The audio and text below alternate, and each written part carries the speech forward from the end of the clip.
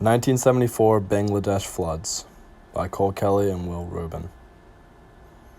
The intense flooding of Bangladesh in 1974 was caused by heavy precipitation between April and July, which is essentially the middle of their rainy season.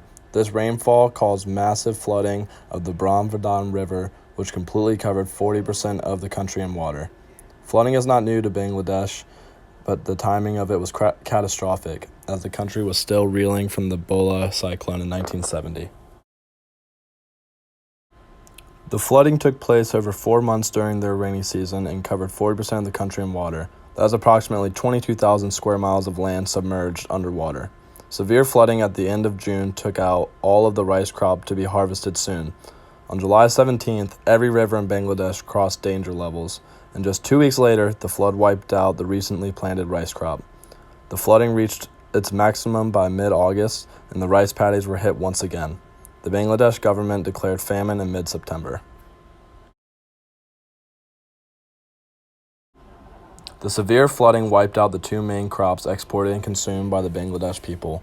This caused massive widespread famine that continued for years after the flood itself. An estimated 1.5 million lives were lost, but this estimate is potentially inaccurate due to the lack of aid received by the country. The United States have most of their relief to the countries they felt could give something in return in the future, rather than helping those in need. Surplus food was simply a tool to gain benefit rather than an essential component of life for those in need. The Secretary of State at the time, Henry Kissinger, was once caught on tape saying, "To give food to a country simply because they are starving is a weak reason."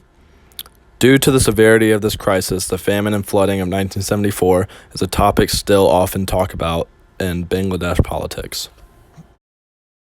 The people of Bangladesh were bracing for famine about a month before the floods actually hit, which counterintuitively exacerbated the severity of the impact on infrastructure. The flooding did not cause the inflation, but the inflation before the flood assuredly increased its impact. The rich and the middle class began to hoard rice and other food grains.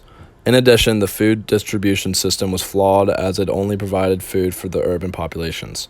The working class, which became unemployed by the flood taking out farmlands, had to use all their money for food and forego other essentials.